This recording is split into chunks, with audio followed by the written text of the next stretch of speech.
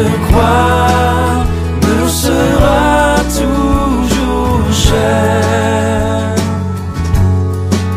Et elle est gloire et victoire pour moi. Et par elle, en la maison du Père, la couronne est offerte à ma foi. Et par elle, en la maison du Père, la couronne est offerte à ma foi.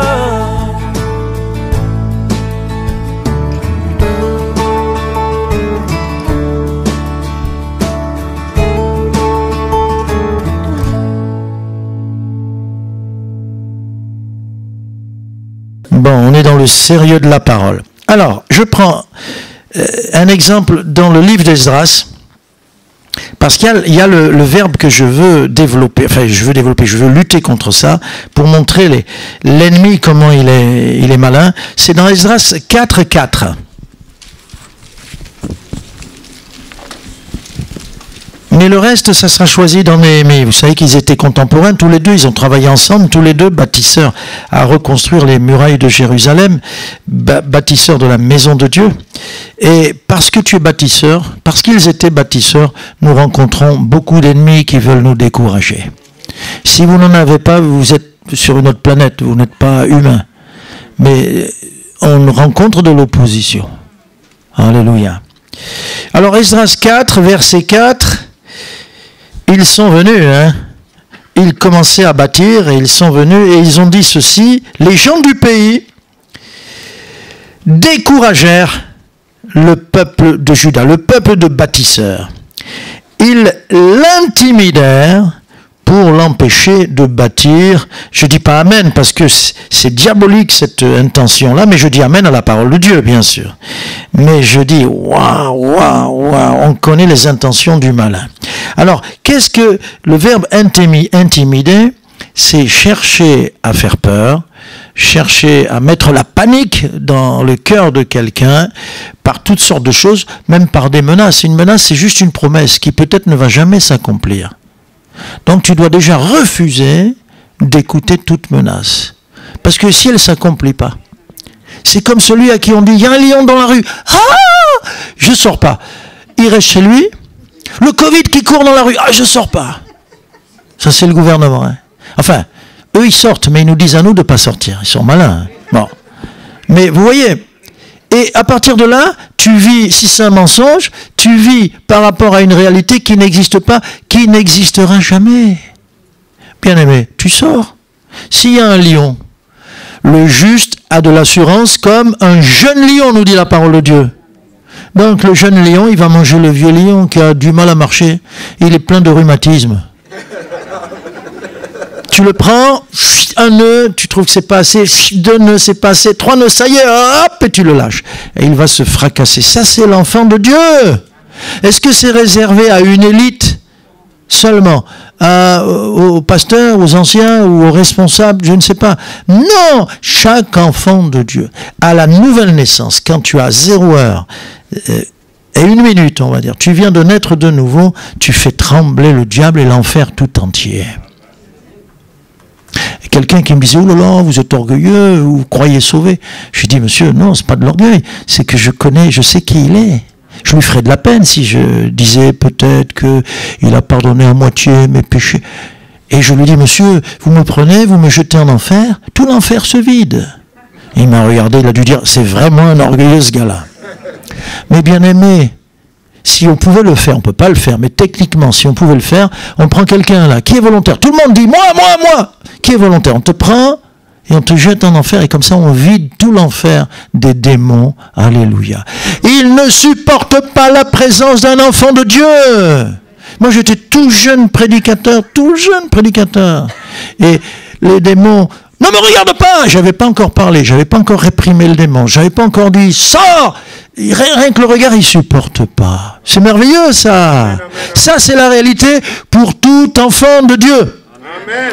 Dans mes notes, c'est tous, ils s'écrièrent Amen. C'est une réalité pour l'enfant de Dieu. Amen. C'est pas tout le monde encore.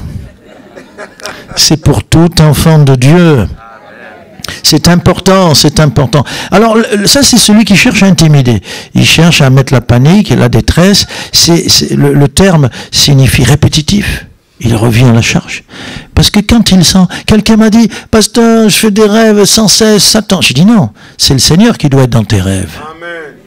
Qu'il t'attaque une fois, ça va, ça peut arriver. Mais si c'est souvent, c'est qu'il a trouvé un terrain favorable. Donc il sait où il va. Moi, comme j'ai des amis partout, dans tous les pays, je sais où aller. Si j'ai faim, si je dois dormir, je n'ai pas besoin d'aller à l'hôtel, vous voyez. C'est formidable. Parce que j'ai des portes qui s'ouvrent. C'est formidable. En Guadeloupe, je ne sais pas combien de maisons j'ai. Tony, pas vrai? Tu m'accueilles, toi. Bon, partout. Alléluia. Le diable doit savoir que chez nous, il n'entre pas. Ni même dans nos pensées. C'est un menteur. Je refuse qu'il me parle et qu'il me menace et qu'il me fasse trembler. C'est ça, intimider. Tu sens que celui-là... Et voilà. Et voilà.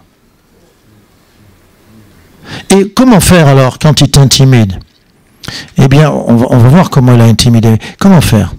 Si c'est lui qui te réveille en pleine nuit, eh bien, il va te laisser tranquille tout de suite. Parce que tu te mets à lire la parole de Dieu, tu te mets à marcher, à parler en langue, à louer le Seigneur, et finalement il dit non, il vaut mieux qu'il dorme plutôt qu'il se mette à adorer dans la nuit, il me dérange. Il me dérange. Et il te laissera dormir, vous comprenez? Si c'est Dieu qui me réveille, eh bien je fais la même chose. Seigneur, c'est que tu veux un rendez-vous. Cette nuit, j'ai pas beaucoup dormi, même, bon, très peu.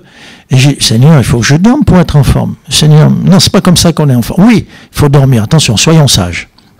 Mais là, il fallait que je fasse autre chose que de... Je ronfle pas, mais vous voyez, Dieu a dit non. Et là, j'ai beaucoup parlé en langue, et Dieu me conduit là, en cet instant, amen, à vous dire, n'aie pas peur.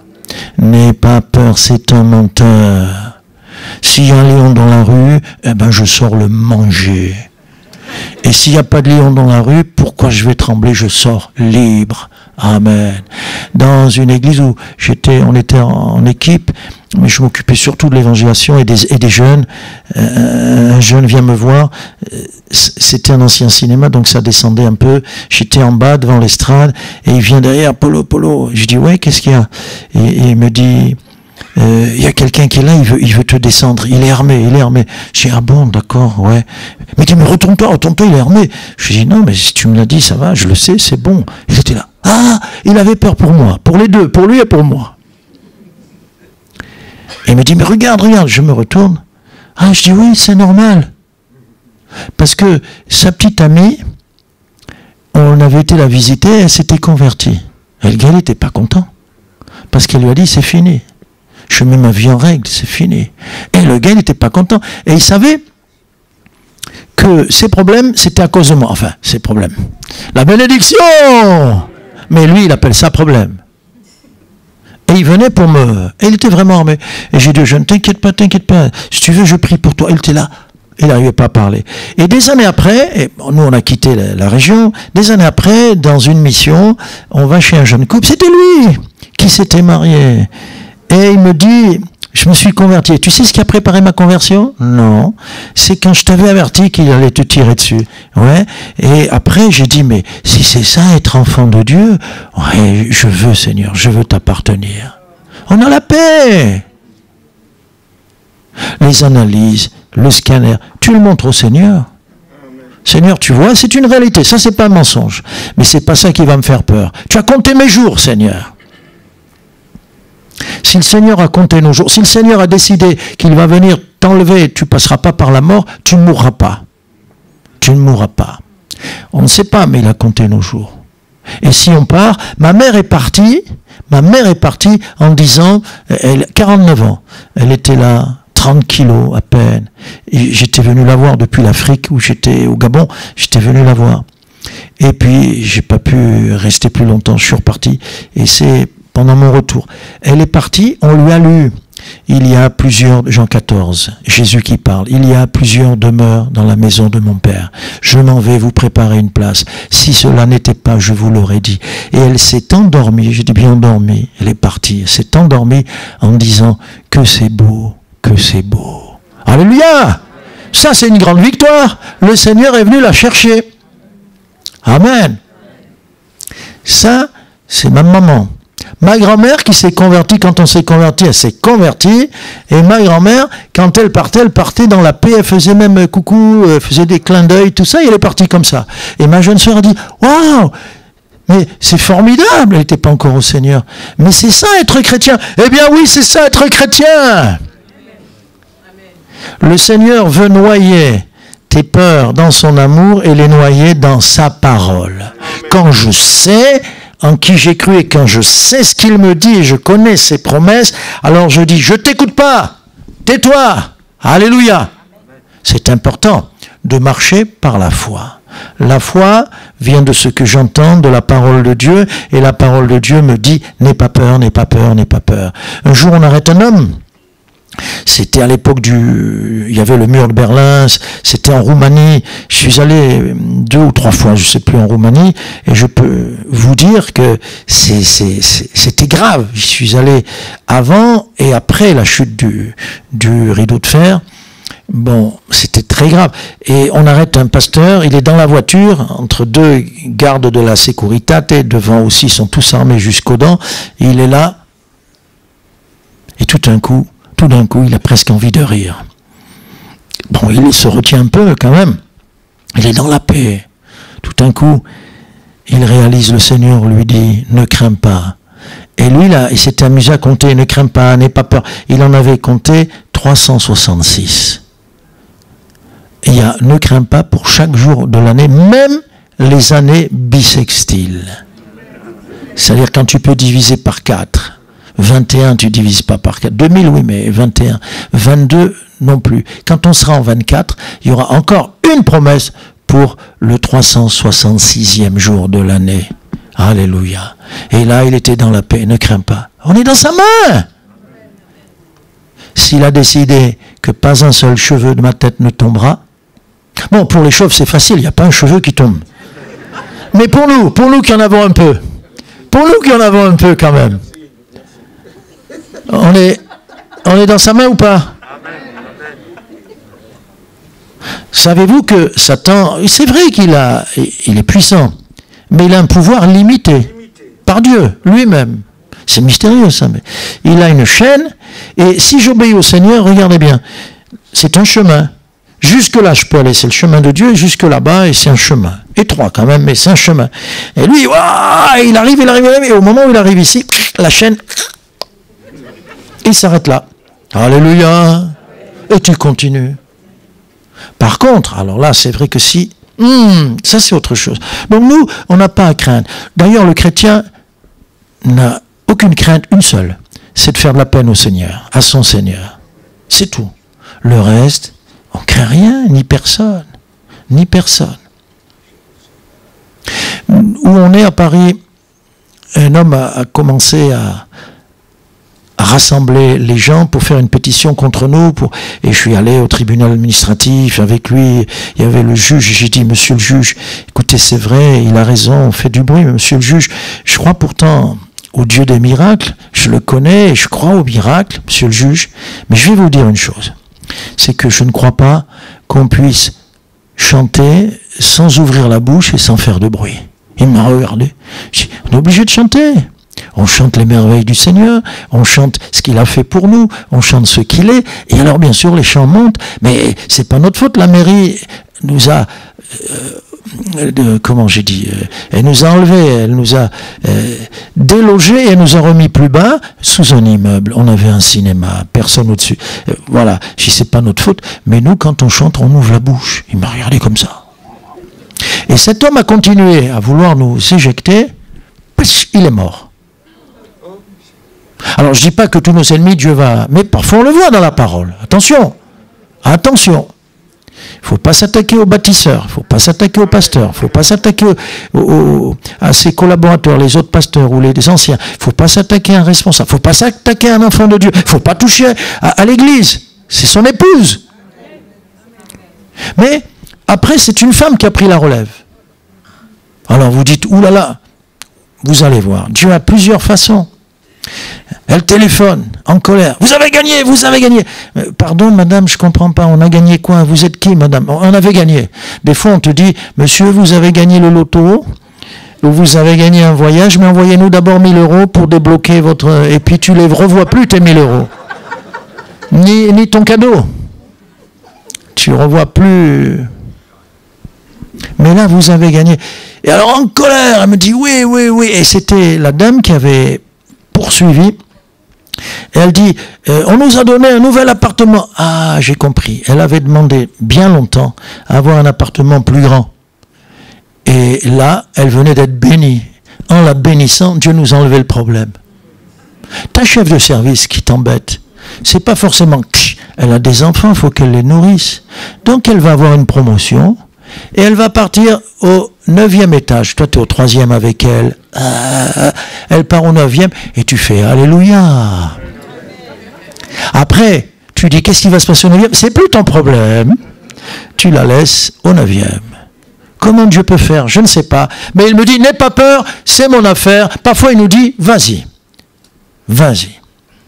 Et une sœur avait peur, elle dit, pasteur, voilà, mon mari travaille à un bout de Paris.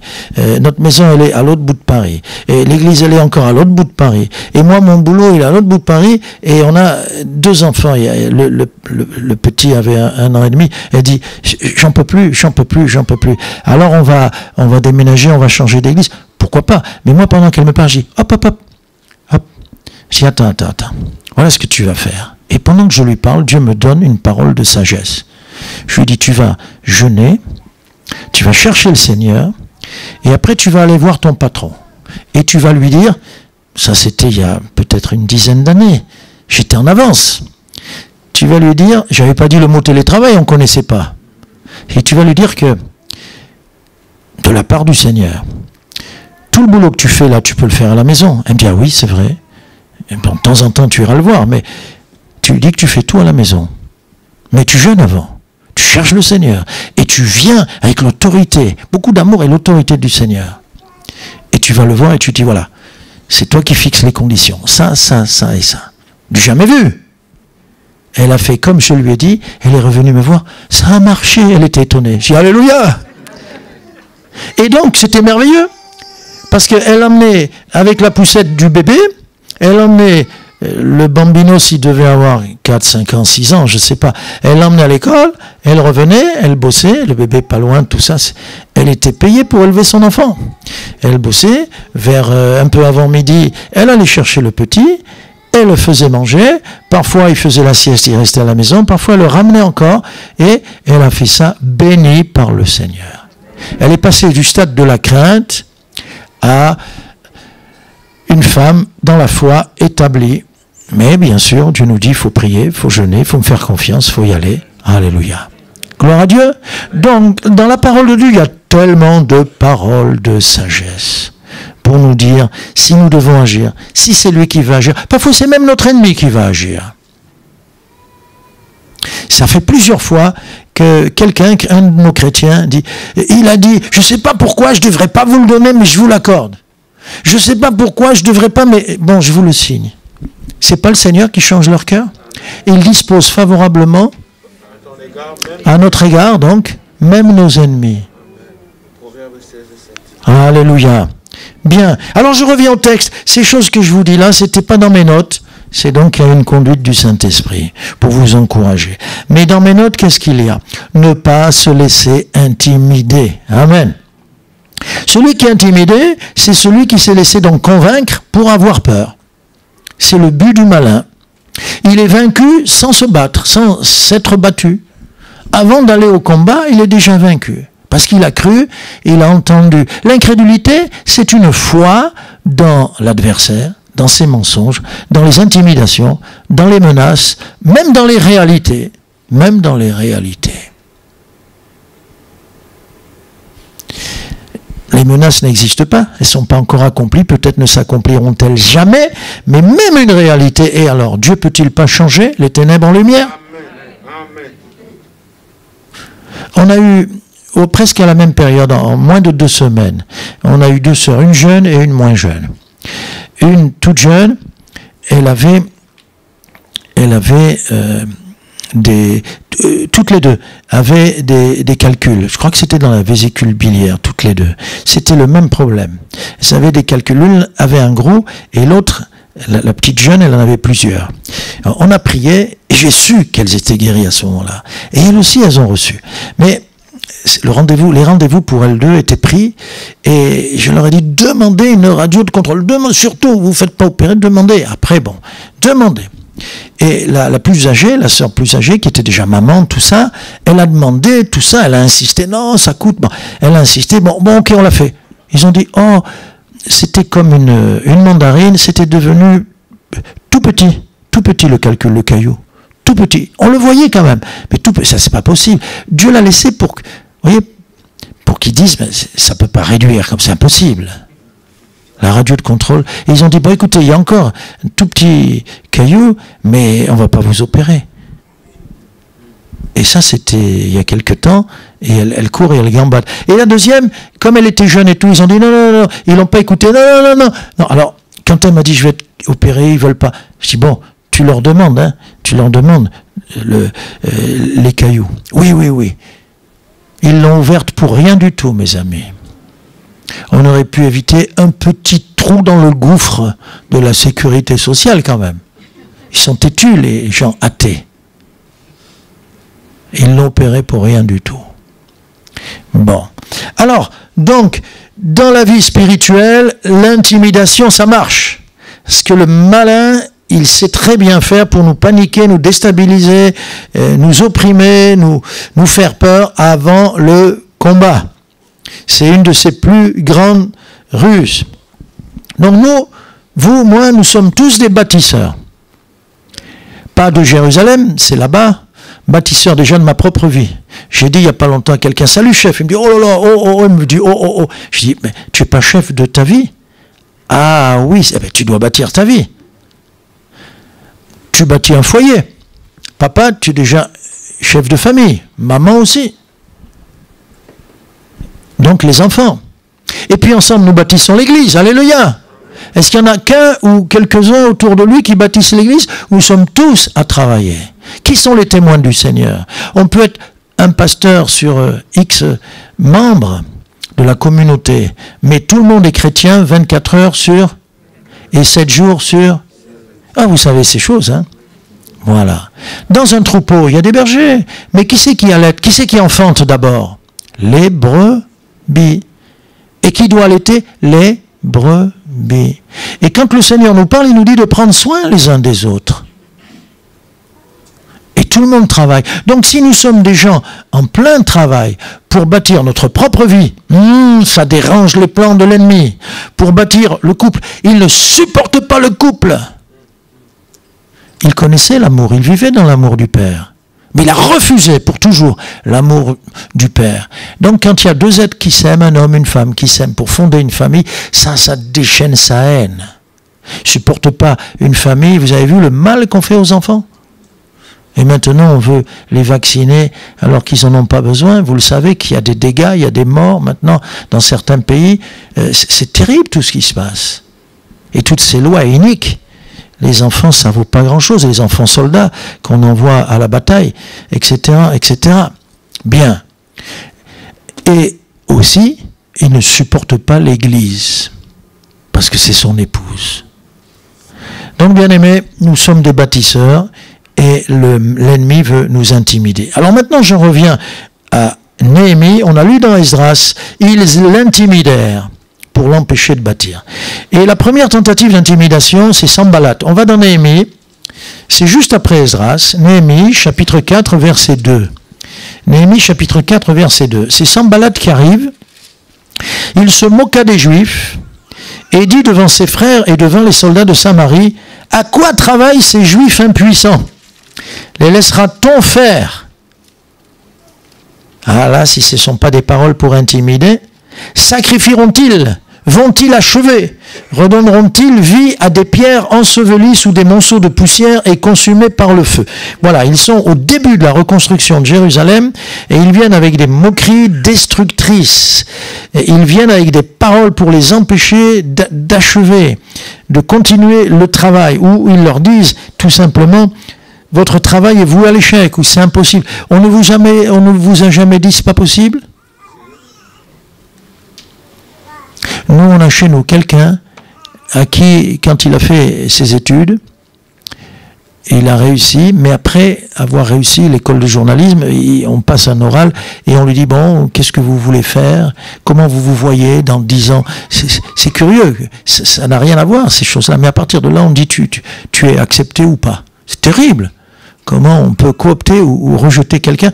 Et ils lui ont dit: bon, écoutez, non, on ne vous voit pas journaliste. Pourquoi? Tout simplement parce qu'il était aveugle. Il a insisté. Et ce qu'il disait: dans 10 ans, je me vois faire un reportage sur une grande radio en France. Ils ont dit: bon. Moins de 10 ans après, 2 ans après, il faisait un reportage sur une grande radio française et il a revu ce jury, un membre du jury qui lui a demandé pardon et qui a reconnu qu'il s'était trompé. Alors, les gens peuvent nous dire ce qu'ils veulent. Ils peuvent nous dire que selon eux,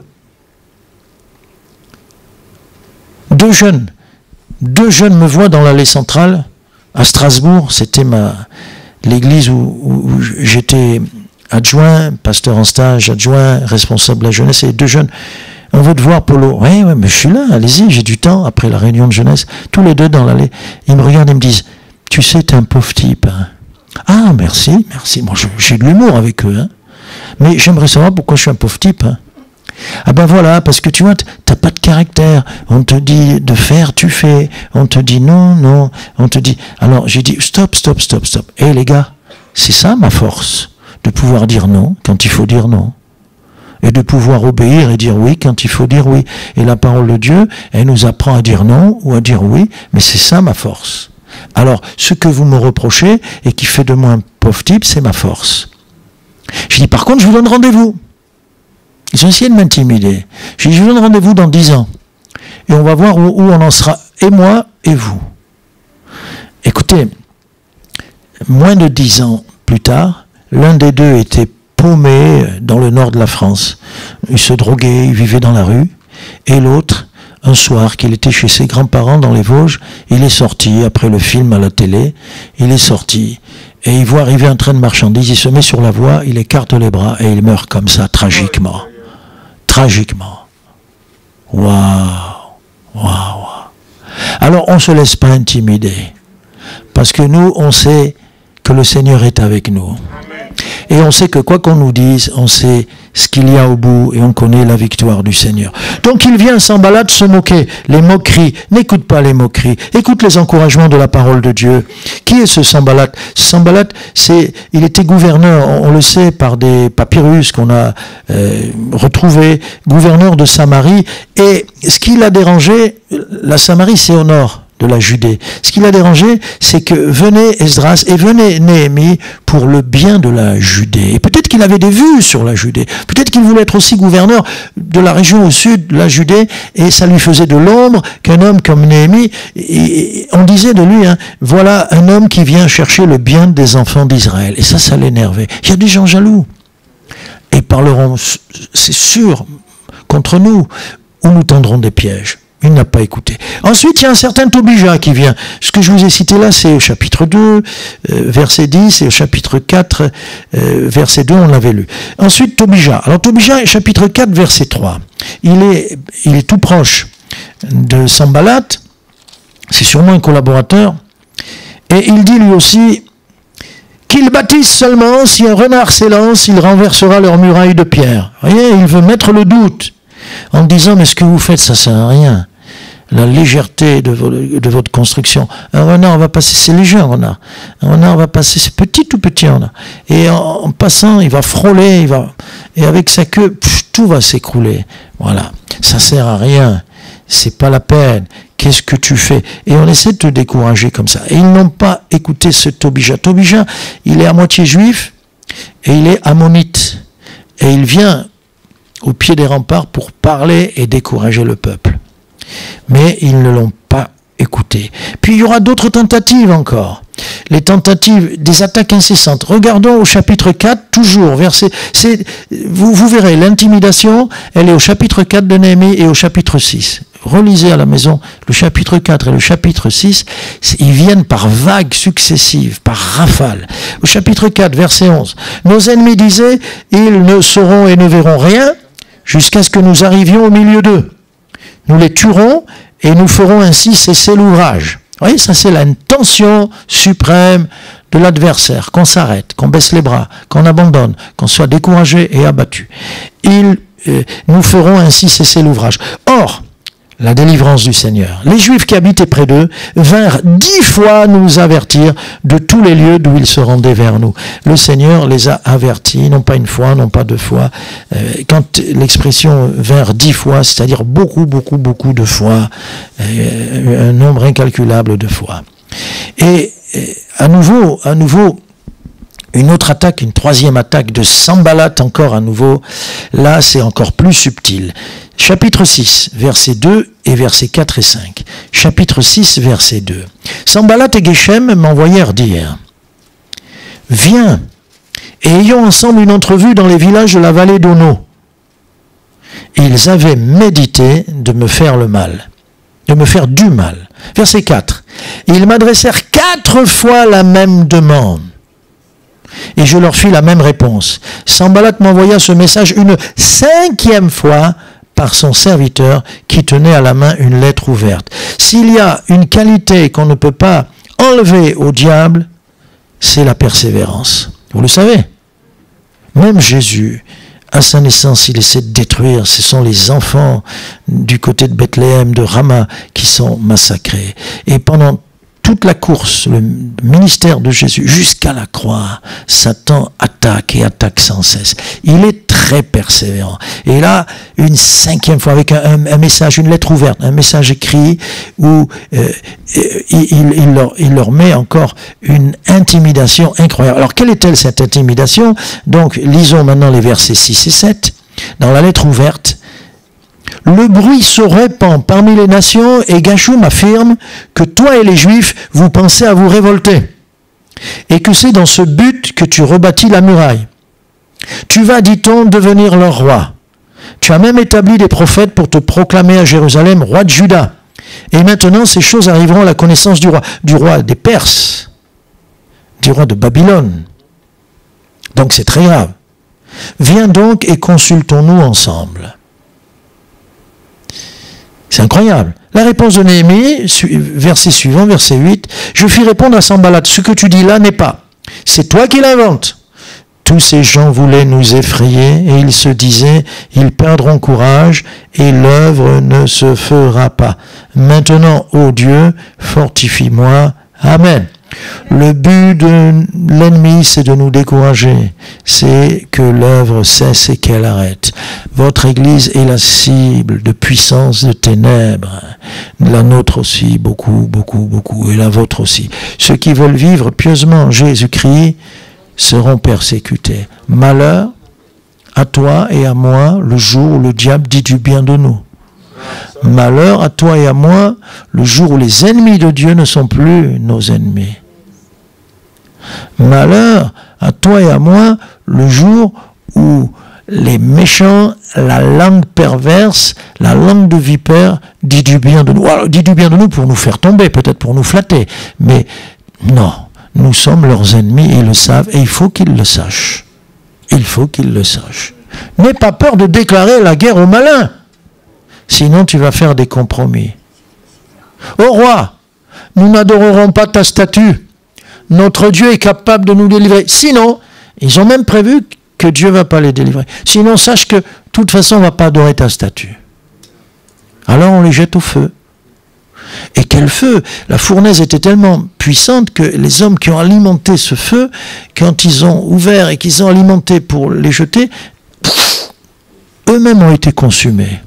Et puis on les a jetés dans le feu. Et le roi, il dit, mais n'avons-nous pas jeté 3 Hébreux? Oui, roi. Mais je ne comprends pas, je vois 4 hommes. Hé hé! Hé hé! Pour la Samaritaine, il dit, femme, va chercher ton mari. Je n'ai pas eu de mari. Je sais. Tu en as eu combien? Et celui que tu as, c'est le 6e. Il lui fallait le 7e homme, Jésus. Et là, il y a le 4e homme, Jésus. Il est partout. Il est pour la Samaritaine. Il est pour les 3 gars, Shadrach, Meshach et Abednego. Il est là pour eux. Et il y a 4 hommes et non pas 3. Il est avec nous dans la fournaise. Alors ce qui est merveilleux, c'est que le feu du malin, Dieu s'en sert. Il change le mal en bien pour consumer leur lien. Mais quand ils sortent, ils n'ont même pas l'odeur du barbecue. Les gars, il paraît qu'il y a un barbecue. Ouais. Et où est l'agneau? Non, c'est nous. Ah, c'est nous l'agneau. Tiens. L'agneau, je sais pas, qu'est-ce que tu aimes bien, les merguez ou le steak. Bon. Vous voyez, Dieu se sert du malin pour nous bénir. Souvent, bien-aimés, pourquoi le diable nous fait peur? Souvent, je l'ai vu, nos plus grandes bénédictions sont dans la gueule du loup. Il faut aller chercher le butin chez l'ennemi. C'est pour ça qu'il nous attaque. Et quand par exemple, quand Amalek a attaqué Juda, ils sont venus et la victoire était complète parce qu'ils les ont vaincus, mais ils ont eu tout le butin d'Amalek qui était là. Donc, n'ayons pas peur. Quand l'adversaire nous attaque, il fait une œuvre qui le trompe, mais qui le trompe vraiment. Et Néhémie a du discernement. Il a vraiment du discernement. Ils veulent nous effrayer, etc. Et puis une dernière attaque, mais vous lirez, il y en a plusieurs, je ne vais pas toutes les dire. Rappelez-vous, vous lisez dans Néhémie 4 et dans Néhémie 6. Et là, on a les intimidations successives par différents bonhommes, par différents hommes. Bien. Et l'intimidation par un certain Shemaïja. Chapitre 6, verset 10. Je me rendis chez Shemaïja, fils de Delaja ou Delaya. On peut dire Shemaïa et Delaya. Ya signifiant l'éternel. Il y a le nom de Dieu, mais il n'y a rien d'autre, c'est creux dedans. Fils de Métabéel. Il s'était enfermé dans le temple et il dit, allons. Alors, là, l'intimidation, c'est une ruse terrible. Donc il doit le dire comme ça, allons ensemble dans la maison de Dieu au milieu du temple et fermons les portes du temple, car ils viennent pour te tuer. Et c'est pendant la nuit qu'ils viendront pour te tuer. Je répondis, un homme comme moi prendre la fuite, et quel homme tel que moi pourrait entrer dans le temple et vivre? Je n'entrerai pas. Et je reconnus que ce n'était pas Dieu qui l'envoyait. Il va avoir du discernement. Mais il prophétisa ainsi sur moi, parce que Sanballat et Tobija lui avaient donné de l'argent. Donc ici, on a affaire à un faux prophète. Et le faux prophète, viens, non mais viens, il faut que je te dise, viens, tu vas être protégé dans la maison de Dieu, on va refermer toutes les... Mais vous savez que c'était les Lévites et les sacrificateurs qui avaient le droit de rentrer dans la maison de l'Éternel, dans le lieu saint. Et dans le lieu très saint, seulement le souverain sacrificateur, une fois dans l'année.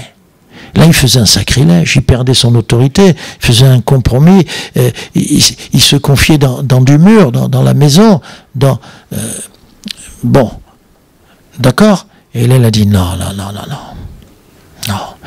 Et il n'a pas désobéi au Seigneur, et il a même dénoncé, démasqué ce faux prophète, ce sacrificateur Shemaïja, qui lui donne une fausse prophétie, qui lui propose un refuge, qui est un refuge en apparence, mais qui est un vrai piège. Donc, bien aimé, les compromis, qu'est-ce que c'est qu'un compromis? C'est quand j'ai peur. Parce qu'un compromis se substitue au miracle. C'est-à-dire, je n'ai pas la foi pour un miracle, donc je vais faire un montage. Mais c'est un montage où Dieu est absent. C'est un montage qui est un refuge pour moi, mais faux. David, on le voit, à plusieurs reprises, il fuit. Et il essaie d'aller là, ça ne marche pas. Et son dernier faux refuge, c'est quand il va chez Akish. Je vais aller chez les Philistins. Parce qu'au moins, là, Saül n'osera pas venir chez les Philistins. Ils sont plus forts que lui, plus nombreux, plus forts, armés jusqu'aux dents. Mais est-ce que tu crois que mes ennemis peuvent me protéger de l'ennemi qui me cherche? Jamais de la vie. c'est une fausse solution. Et puis après ça, heureusement, il ne reste pas. Il s'en va. Ouf! On dit ouf! Parce que chacun des refuges n'est pas bon. Et le 5e refuge, il y a 2 psaumes qui en parlent, les psaumes de la caverne, c'est qu'il trouve une caverne. Et là, il se réfugie. Et là, regardez la différence. C'est qu'à vue humaine, David, c'est pas un refuge, t'es cuit. Parce qu'une caverne, elle a une entrée, mais elle n'a pas de sortie, elle n'a pas d'issue de secours, elle n'a pas de fenêtre, il n'y a qu'une entrée. Ah, t'es cuit. Ça s'appelle une souricière. Et quand tu es une petite souris, le prédateur, et là il est coincé. Mais en réalité, c'est vraiment le refuge qu'il lui fallait. Parce que là, il rencontre le Seigneur dans sa caverne. Dans ta nuit la plus épaisse, parfois le Seigneur n'intervient pas. Parce que dans ta nuit, dans ta caverne la plus épaisse, c'est là que tu fais les plus belles expériences. Alléluia. Dans ton désert le plus aride, tu trouves l'eau de Dieu. Et quand tu dis, pasteur, aucune porte, c'est impossible, il n'y a aucune porte. Je lui dis, regarde bien, tourne-toi. Non, je dis, c'est normal. Ah bon? Mais pourtant, bien sûr, parce que notre porte à nous, elle est en haut. Elle n'est pas là, elle n'est pas là-bas. Il n'y en a pas. Et quand tu es coincé dans le désert, tu vois des squelettes. Moi, ils sont tous morts. Mais toi, tu n'es pas n'importe qui. Tu es fils du roi. Donc tu dis, Seigneur, c'est super. Comment tu vas faire? C'est ton problème, c'est pas le mien. Comment tu vas faire pour me sortir de là? Ça alors? Tu as un moyen. Mais on sait très bien que Dieu nous ouvre les fenêtres ou les portes si on lève les yeux. Et c'est là d'où me viendra le secours. Je vois les montagnes très hautes, mais l'Éternel est encore plus haut. On l'appelle le très haut. Alléluia. Ne te laisse pas intimider par les montagnes qui t'entourent. Ne te laisse pas intimider par le désert que tu traverses. Ne te laisse pas intimider par les difficultés dans lesquelles tu passes. Ne te laisse pas intimider par les paroles des méchants, par personne. Écoute ton Dieu qui te dit « Je t'aime, je t'aime, je t'aime ». Et il nous aime d'un amour éternel. Il nous a écrit sur ses mains. Waouh! Un jeune a dit, je suis souvent avec les jeunes, alors des fois j'ai des mots un peu pour les jeunes, quand je dis le gars, le bonhomme, vous me pardonnez, hein? Vous me pardonnez quand j'ai un peu d'humour, bon, parce que je suis tout le temps avec les jeunes. Un jour, un jeune a dit, si Dieu avait un frigo, il aurait mis ton prénom sur la porte. C'est beau, hein? C'est bien dit pour les jeunes, hein? Je ne sais pas si vous avez des autocollants, des stickers, des aimants. Vous êtes allé aux chutes du Grand Canyon au Colorado, enfin, et hop, les gorges, enfin, pas les chutes, ou au Niagara, et vous avez ça sur votre frigidaire. Mais Dieu, il nous a sur son cœur. Alors, pouvons-nous avoir peur? Si quelqu'un dit oui, pasteur, encore un peu, ah, je prêche encore, je reprends une demi-heure. Vous êtes d'accord? Il faut. Je reprends une demi-heure. Alors, je m'arrête là, il y a beaucoup de choses. Oh là là, il y a beaucoup de choses et beaucoup de choses. Mais en conclusion, ne nous laissons pas intimider. Même je vais plus loin. Allez, parce que ça, il faut le dire. Soumettez-vous donc à Dieu. C'est Jacques qui dit, résistez au diable et c'est lui qui a peur. Il fuira loin de vous. Savez-vous que les Hébreux, comme ils résistaient, comme ils n'avaient pas peur, comme ils avançaient, ils étaient appelés la terreur de Dieu. On a peur de toi. Le diable a peur de nous. Il est animé d'une grande colère, mais il a peur de nous. Il sait qui nous sommes. Quand Pierre est en prison, Pierre, un serviteur de Dieu, il est dans sa prison. Il y a la grande porte métallique, prison d'Hérode, grande porte métallique.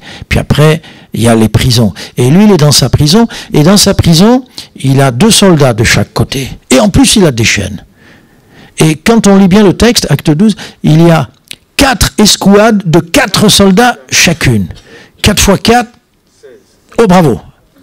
Il y a quelqu'un qui était à l'école au milieu de nous, on le salue, bravo. 16 soldats pour garder Pierre. Lui, au lieu de paniquer, qu'est-ce qu'il dit? Seigneur, waouh, même eux, ils savent que je suis un homme important. Hein. Depuis que je t'ai donné ma vie, je ne suis pas n'importe qui. Je suis ton ambassadeur. Je suis fils du roi. Je suis dangereux. Hein. Quand on m'a arrêté un jour à un contrôle. C'était Pays de l'Est, c'était la Roumanie, c'était sous Ceausescu. Et le gars, il prend mon visa, normalement, ouais, on allait passer. Il fait, pasteur, son vous savez ce que c'était son Il est allé voir le chef, l'autre, le chef, ils sont tous venus 5 heures. En 5 heures, ils essayaient de voir si, dans la carrosserie, on n'avait pas glissé des Bibles, dans les roues de secours, parce que bon, c'est comme ça qu'on faisait avant. Mais ils ont dessous, ils passaient des miroirs sur des roulettes, ils regardaient dessous. 5 heures, ça m'a valu. Et je lui dis, mais pourquoi vous faites ça? Elle me dit, parce que la Bible, c'est interdit. Ah, je lui dis, qu'est-ce qui est interdit aussi? Alors, c'était une des 5 choses, la Bible. Alors, les armes à feu, bien sûr, bon, je comprends, mais... Et je me suis dit, je vais pas quand même me battre avec lui, mais je me suis dit, Seigneur, c'est formidable. Ils savent que la Bible, c'est dangereux. Ils savent qu'on est dangereux. Ils veulent nous bloquer. Peut-être même qu'on va aller en prison, que c'est merveilleux. Enfin, je dis ça, mais pour ma femme, qui n'était pas avec moi, elle n'aurait pas trouvé ça merveilleux quand même. Mais vous voyez, on est dans les mains du Seigneur. Et toute attaque de l'ennemi prouve combien tu as de la valeur. Alors maintenant, on va avoir un temps de louange et d'adoration. Nous sommes la terreur. C'est eux qui ont peur de nous. Néhémie 6, 16, lorsque tous nos ennemis, verset 16, l'apprirent, toutes les nations qui étaient autour de nous furent dans la crainte. Toutes les nations autour de nous furent dans la crainte. Ne te laisse pas intimider, c'est eux qui ont peur de toi. Amen, amen. Gloire à Dieu. Alléluia. Donc maintenant une explosion, tu nous diriges, on va reprendre le chant et après tu nous diriges une explosion, on crie à Dieu, on chante. Amen. Gloire à Dieu.